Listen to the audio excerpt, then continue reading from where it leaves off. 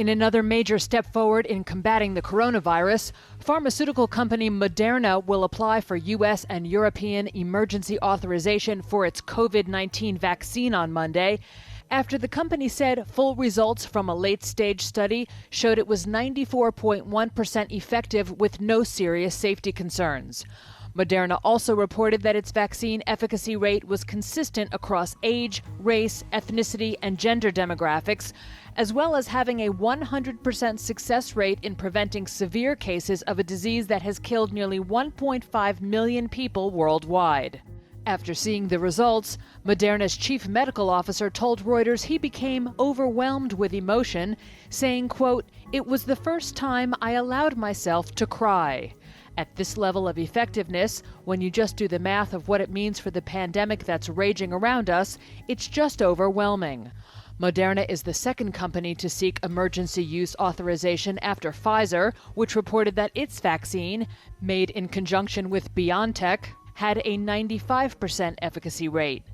In an interview on CBS This Morning Monday, Health and Human Services Secretary Alex Azar said it wouldn't be long before those most vulnerable, like nursing home residents and frontline healthcare workers, would be receiving the vaccines. We could be seeing both of these vaccines out and getting into people's arms before Christmas. Moderna's distribution is expected to be easier than Pfizer's because while Moderna's vaccine needs to be stored in a freezer, it does not require the ultra-cold temperature that Pfizer's does. In addition to filing its U.S. application, Moderna said it would seek conditional approval from the European Medicines Agency, which is already reviewing its data. Moderna shares jumped to a record high on Monday, a rise of more than 600% this year. As England approaches the end of its 4-week-long national lockdown, the results are proving positive, with COVID-19 infections down by 30%. That's according to a large-scale study of more than 100,000 volunteers on Monday. England began its second lockdown on November 5th to curb rapidly rising infections and protect its health system. 96 people per 10,000 were infected between November 13th and November 24th, according to interim results of the study by Imperial College London and Ipsos Mori. The reproductive number of the virus was estimated at 0.88, reinforcing data released on Friday, which showed infection numbers were shrinking by between 0% and 2% every day. The country is due to return to a regional approach to restrictions from Wednesday. Elsewhere in Europe, infection levels are continuing to rise in Germany, despite the partial lockdown introduced for November that's since been extended and tightened. But they're holding steady in France as the country reopened shops and salons over the weekend. Iran began the burial of one of the country's top nuclear scientists in a cemetery in northern Tehran on Monday, with a senior Iranian official saying an opposition group, as well as the Israeli government, are both suspects over last week's killing of Mohsen Fakhrizadeh. Ali Shamkhani, secretary of the Supreme National Security Council of Iran, also told the country's state TV, quote, "This is a very complicated assassination that was carried out remotely with electronic devices." That came after Iranian media also reported on Monday that the weapon used in the killing was made in Israel.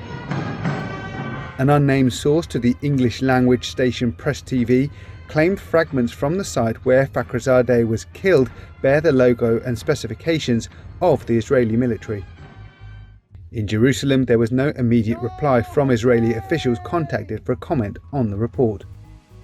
Fakhrizadeh was killed when his car was ambushed in a spray of gunfire on a highway near Tehran on Friday. One Iranian outlet attributed it to a machine gun operated by remote control, while another said it was a weapon controlled by satellite. Israeli Intelligence Minister Eli Cohen told a local radio station before this latest Press TV report that he did not know who was responsible. Relations between China and Australia took another hit on Monday after Prime Minister Scott Morrison demanded a fake image posted on a Chinese official's Twitter account be taken down. Morrison called a media briefing to condemn the post, which showed an Australian soldier holding a knife to the throat of an Afghan child, and said Canberra was seeking an apology from Beijing.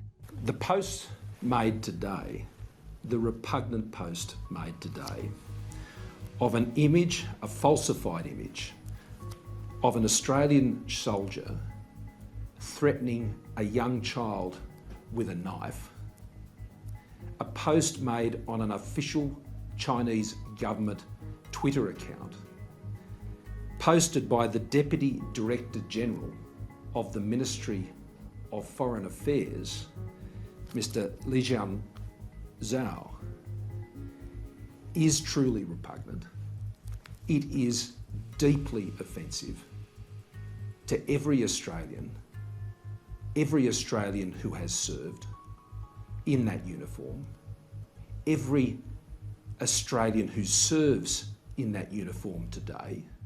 But China is standing firm. The country's foreign ministry spokeswoman Hua Chunying told a news conference it is the Australian government who should feel ashamed for their soldiers killing innocent Afghan civilians. Australia has told 13 Special Forces soldiers they face dismissal in relation to an independent report on alleged unlawful killings in Afghanistan, the head of the country's army said on Friday. Morrison said that Australia had established a transparent and honest process for investigating the allegations against the accused soldiers. Australia's relationship with China has deteriorated since Canberra called for an international inquiry into the origins of the coronavirus. Donald Trump is once again turning up the heat on China just weeks before President-elect Joe Biden is due to take office. Reuters sources say the Trump White House is set to add at least 2 major Chinese companies to a blacklist of firms alleged to be owned or controlled by the Chinese military. It means they will have little access to US investors and will be restricted from buying a range of US goods and technology. According to Reuters sources, China's top chip maker, SMIC, and its largest offshore oil and gas producer, CNOOC, will be added to the list. It's not immediately clear when the new additions will be officially published.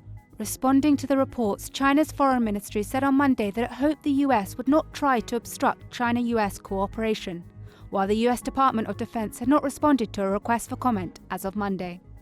Earlier in November, the White House published an executive order prohibiting US investors from buying securities of companies it has blacklisted, beginning this time next year. It is all part of a broader effort by Washington to target what it sees as Beijing's efforts to use emerging tech for military purposes. Reuters reported last week that the Trump administration is close to declaring that 89 Chinese aerospace and other companies have military ties. Trump is said to be keen to cement his tough on China legacy and wants to box in his Democrat successor into taking a hardline position on Beijing. Bitcoin soared to a record high against the dollar on Monday as its 2020 rally steamed ahead.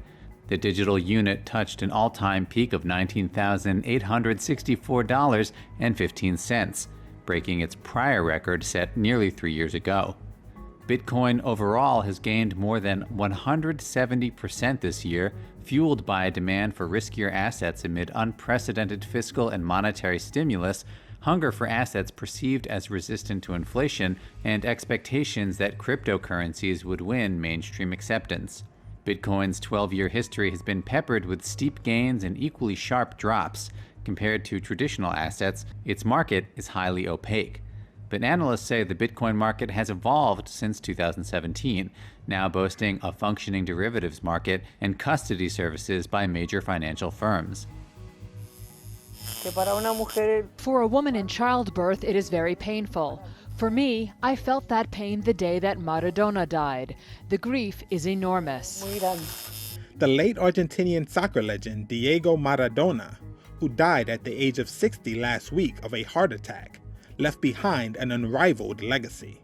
For some of his diehard fans, the mark he left was indelible, literally.